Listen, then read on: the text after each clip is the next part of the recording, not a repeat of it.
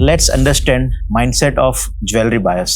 जब एक jewellery buyers showroom में या एग्जीबिशन बूथ में एंटर होता है। My brother and I, we joined the business in 2018-19. 2020, we started our manufacturing of open setting polki jewelry.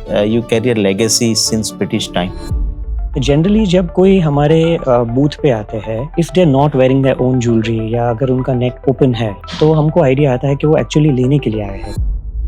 10 साल पहले मालूम ही था कि मैं 10 लाख का डेकोरेशन कर रहा हूँ। ये जो 5 लाख का मैंने सेट लिया है, लाख से भरा हुआ, वो डेकोरेशन ही है। Somehow वो लोग ने कन्विंस किया है कि it's a kind of investment. The reason behind Polki becoming such a big thing in the last 5-10 years is because open setting launch हुआ है। That is the exact bridge between tradition and trendy. So brand story does matters or it doesn't? Brand story matters a lot.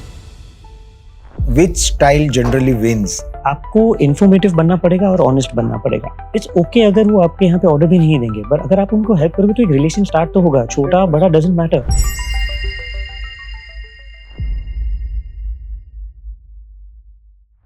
Mindset of jewellery buyers, क्या चीज है, क्या gesture है, क्या mindset है, क्या साइकोलॉजी है जब एक ज्वेलरी बायर्स शोरूम में या एग्जीबिशन बूथ में एंटर होता है। So welcome to jewellery brothers podcast. To understand the mindset of jewelry buyers, we have stalwart who is carrying legacy of 111 years of jewelry business with him, Mr. Sanay Zaveri from Valora by KDZ. मैं mister सनई से request करूंगा कि थोड़ा अपने brand के लिए brief करें। So basically, Keshavalal Dalpat Bhai Zaveri, Keshavalal Dada is my great grandfather. He started the business in 1914, jewelry business, gold, polki, diamond. Of course, वो टाइम पे बन सेटिंग ही था। My brother and I, we joined the business in 2018-19. 2020, we started our manufacturing of open setting polki jewelry. So very specific to bridal sets, bridal jewelry, and we have our own designing team, manufacturing team right now. So we're very happy in that field because I think right now everybody polki jewelry पे ही अभी focus कर रहे हैं. So we can say you carry a legacy since British time. Yeah, that's true. But my experience is limited to 6 years.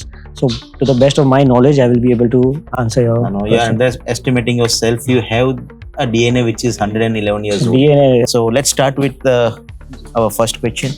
So exhibition या आपके store के अंदर जब कोई क्लाइंट एंटर होता है, तो वो एक कौन सा जेस्चर है या कौन सी साइन है जिनसे आपको पता चले ही और she is a genuine and serious buyer?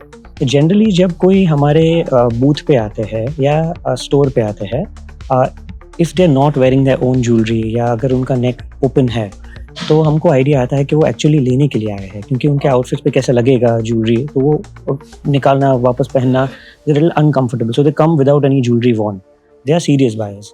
या if they come with someone in the house like who is the main decision maker, for example generally Gujarati Marwari family में फादर रहते हैं, तो अगर वो आते हैं तो जनरली we understand कि ये तो वो आपको आइडिया आ जाता है कि बैंक साथ में है। बैंक साथ में है जी।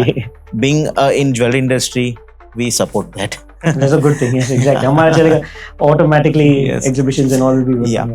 And but it was a great great sign. I've never thought in that way कि अगर ज्वेलरी नहीं पहनी है तो she is definitely came to try few pieces and she really wants it. हाँ, genuinely. Great one. ये कोई science नहीं है, but generally by rule of by my experience we understood 111 साल का लेगेसी का एक्सपीरियंस है, 6 साल का नहीं है। आपने 2 पॉइंट्स बोले, उसमें जो दूसरा पॉइंट था वो अंडरस्टूड था कि इफ मेल और एनी एल्डर मतलब फादर ब्रदर साथ में है तो फाइनल डिसीजन के लिए आए हुए, लेकिन जो फर्स्ट पॉइंट था आपका वो रियली इट्स इनपुट। क्या एक स्वीट स्पॉट है between tradition and trend for new generation buyers? Yes, जैसे मैंने आपको बोला कि 6 years back I started open setting polki jewelry manufacturing. See, polki क्या है, वो बहुत ही ट्रेडिशनल ज्वेलरी है, ट्रेडिशनल फॉर्मेट है, पर उसमें अगर हम डायमंड फ्यूजन डालेंगे, उसमें ओपन सेटिंग कर देते, ओपन मतलब लाख के बिना जो ज्वेलरी बनता है। The reason behind polki becoming such a big thing in the last 5-10 years is because open setting launch हुआ है. That is the exact bridge between tradition and trendy. You can wear like a polki with diamond border to a basic dinner, a western dinner. You can wear that in sangeet, you can wear that in reception, a white look. So trendy is something that can be worn on the westerns, something very quickly. Traditional is on the wedding day, So I think open setting is the direct answer to your question. Okay, is there something between tradition and एक ही jewellery है जिसको आप कई form में और कई functions में use कर कहीं सकते हो. करेक्ट कई पर्पसेस So, इससे हम ये भी कह सकते हैं कि continuous evolving in jewelry design is necessary to the continuous changing buyers. 100% because 10 साल पहले कितने जन पोल की ज्वेलरी पहनते थे, right? It was a luxury thing. I mean, it's luxury still now, but before that time it was for few. ऐसा कह सकते हैं कि उंगली पे गिन सकते हैं. बट क्यों? 10 साल पहले मालूम ही था कि मैं 10 लाख का डेकोरेशन कर रहा हूँ. ये जो 5 लाख का मैंने सेट लिया है लाख से भरा हुआ, वो डेकोरेशन ही है. Okay. तो आप किसी भी 50-60 ईयर ओल्ड मैन को पूछ लोगे कि पोल्की का क्या आने वाला है, वो बोल रहा है इसलिए पतरा है, इसका कुछ नहीं आने वाला है. Correct. But all of a sudden last 10 years में सब लोग को पोल्की ही चाहिए. तो ये चेंज क्यों आया? Because you are getting a buy back on that, because you are getting transparency on that. So the more evolved your jewelry will be, the more catered it will be to your new audience, of course it's going to sell. So it should be like that कि वो एक investment purpose से भी देखा जाए, एक buyback form में भी होना चाहिए. तो जो जो मेल है फैमिली का, he looks as an investment and female looks to fulfill her aspiration. Yes. और कहीं ये ज्वेलरी इंडस्ट्री के जितने भी स्टॉलवर्ड्स है, somehow वो लोग ने कन्विंस किया है कि it's a kind of investment. आपका ये पैसा मतलब डेकोरेशन नहीं है जो पहले आपने बताया, वो इसका आपको रिटर्न मिलेगा जब आप सेल करते हो. Yes, so return में है ना, With appreciation, I with must say. so much information on Instagram and everywhere, people understand कि return on investment is कि मुझे 12% कैगर कंपाउंडेड ग्रोथ चाहिए, 15% कंपाउंडेड ग्रोथ चाहिए. आप गोल्ड का लकड़ी लेके रख दीजिए, आपको मिल जाएगा. But if you want a luxury product, आप आउटफिट खरीद रहे हो, आप डेकोरेशन कर रहे हो, फंक्शंस कर रहे हो, एक्सपीरियंसेस कर रहे हो, you are travelling the world, उसका these are experiences, right? Experiences. So when you wear a jewelry piece, Self satisfaction. Exactly आपको वो सेल्फ सेटिस्फैक्शन दे रहा है. उसके बाद आपको रिटर्न ऑन इन्वेस्टमेंट दे रहा है. मतलब 100 रुपए का आपको 120-130 रुपए आ रहा है. That's fantastic after 10 years 15 years. But if I expecting कि नहीं मुझे 12% हर साल मिलना चाहिए, jewellery is not the right. तो फिर वो गोल्ड बिस्किट तो पहन के जाइए, वो आपको वो पहन के जाइए. That's a good point.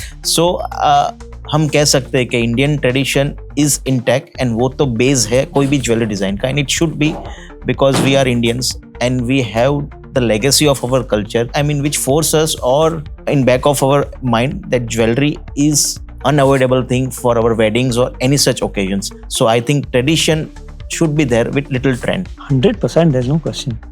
I agree with you, 100% agree with you. So like you are carrying the legacy. So आपके एक्सपीरियंस से जो भी बायर आपके बूथ पे या आपके स्टोर पे आते हैं, तो वो ब्रांड स्टोरी में बिलीव करते हैं या बस आपके ब्रांड की तामझाम और चमक दमक देख के, मतलब आपका एक्सपीरियंस क्या कहता है? Does matters Does or matters? it doesn't, as simple as that. Brand story matters a lot. आपका तामझाम चमक जितना भी रहेगा, जब तक people do not connect with you, your brand can just be you. Let's put it like that. Yeah. Let's put it कि I'm not just giving an example. People know me as Sanai. They want to buy from Sanai. मेरा तमक चमक नहीं भी रहेगा, मैं एक बाकड़े से just standing with one table. But if my product is right and the way I can connect with the client is correct, they will buy from me. Simple. So आपका जो क्वेश्चन था कि brand story matters, brand story is a way to connect with a bigger audience, right? There are only so many people I can sit with in my life. So आज very small brand, we are a very very small brand. Bombay में if you look at Keshavlal Dalpat बाजारी, specially in Zaveri Bazaar or South Bombay area, a lot of people will know us. So they connect with us at that level. When they meet me, they're like, okay, you know, you're from the Keshav Dalpat family. We have bought our bridal sets. I'm talking about 50-60 years. Their bridal sets are made by my grandfather and That's my father. true legacy. Yes. So they connect with my with the brand. I would never have met them at that time. I was not even born at that time. So today, when I can only connect with 100, 200, 300 people, but a brand like Tanishq that has just started very recently, you can say last 15-20 years they've come into the industry, is so big. और बहुत सारे मेरे friends online उनसे direct खरीद लेते हैं because वो टाटा में कनेक्ट कर सकते, टाटा से कनेक्ट कर सकते हैं. They understand their story, they understand the brand. जो आपने एग्जांपल दिया है उससे मैं एक चीज कह सकता हूँ कि ब्रांड स्टोरी मैटर करता है only if it carries legacy with them. Very true, very true. And you can build it. So Yes, there are a lot of because people. आपने बोला you are here from last 6 years, but 50 years पहले के customers भी आपसे connect कर रहे हैं. That's because you had a legacy Correct, very and the correct, brand story. correct, correct. And same with Tanishq, the example yes, of Tanishq. yes, yes. Tata की legacy उसके साथ है. अगर टाटा नहीं होता तो Tanishq शायद इतना fast grow नहीं कर सकता. करे 100%, उसमें कोई बात ही नहीं.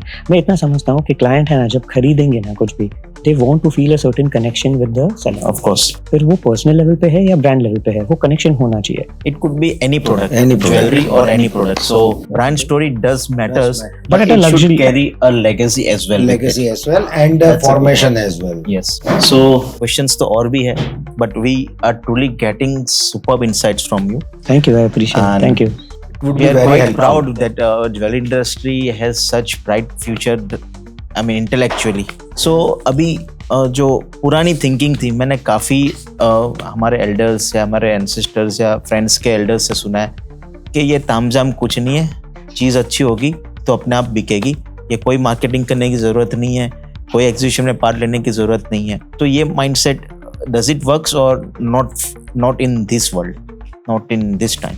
सी प्रोडक्ट्स है ना अभी इतने सारे अवेलेबल है, even online even offline. Client is confused, right? अगर वो एक क्लाइंट है जो मेरे यहाँ पर सालों से आ रहे हैं, तो उन्होंने हमारा प्रोडक्ट देखा है, समझा है.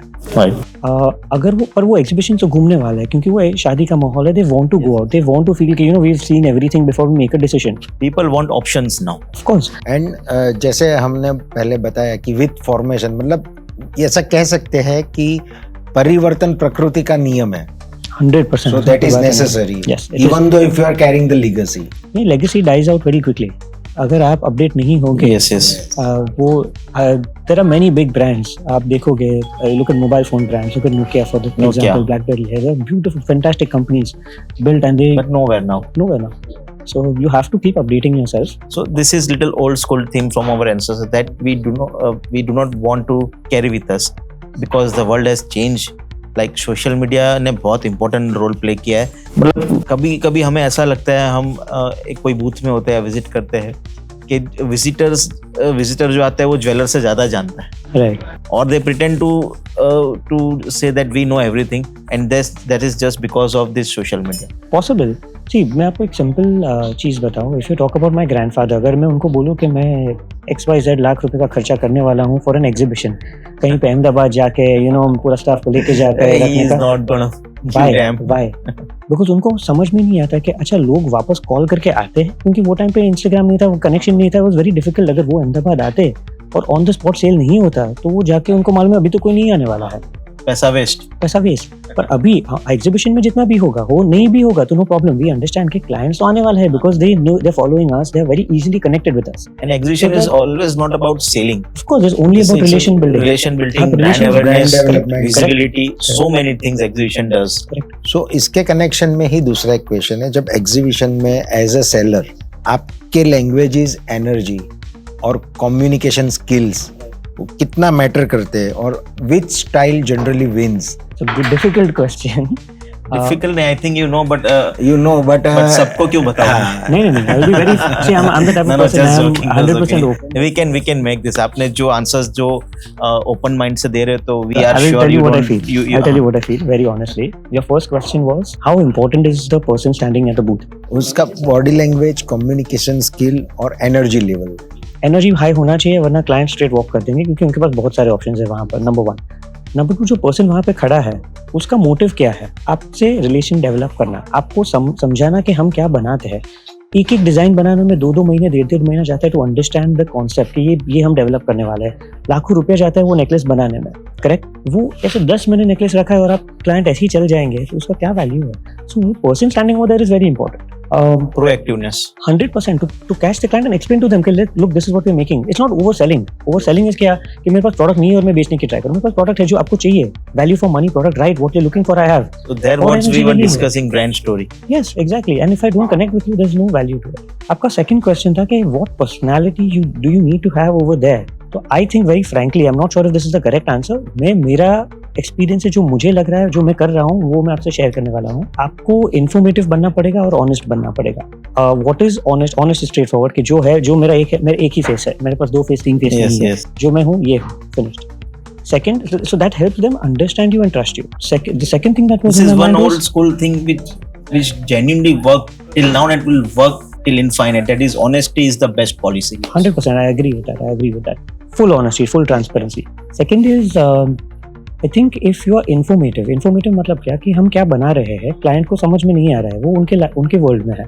हम ही morning to evening 24/7 365 days we are breathing this business. So I have so much information in my head regarding Polki jewelry. which has to be transferred. Yes, if I can transfer to them and they understand कि अच्छा ये जो बोल रहा है, पहले तो ये जो बोल रहे हैं उनको समझ में आ रहा है, तो ये जेन्युइन पर्सन है, ये कुछ हवा में बात नहीं कर रहे, ये जो है is involve with the business. Second, उनको एक अगर आप हेल्प करोगे और आप उनको गाइड करोगे तो उनको ऑटोमेटिकली आप पे ट्रस्ट आने वाला है, तो वो रिलेशन वहां से ही स्टार्ट होगा। एक कंफर्ट जोन में आ जाएंगे ना, तो अगर उनकी जो रिक्वायरमेंट वो प्रोडक्ट आपके पास नहीं भी है ना, तो शी और he will try to see that आपके प्रोडक्ट भी देखेंगे और उसकी ये इच्छा हो शायद कि मेरी जो रिक्वायरमेंट है वो यही बनाए, वो हो जाएगी। वो because you are informative. It's okay अगर वो आपके यहाँ पे ऑर्डर भी नहीं देंगे, बट अगर आप उनको हेल्प करोगे तो एक रिलेशन स्टार्ट तो होगा। छोटा बड़ा doesn't matter, but they will start understanding कि he is an honest genuine helpful person, and that's why your relationship can start.